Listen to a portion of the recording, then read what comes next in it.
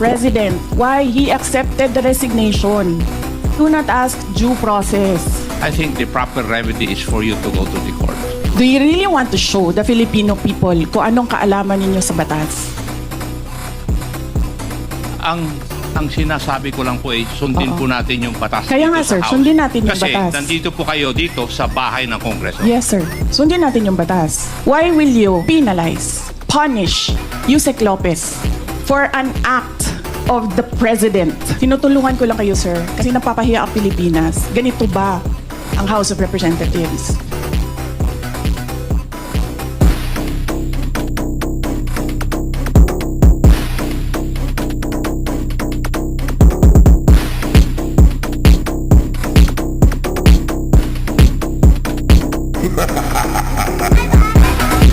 Nakita kita, sumagot.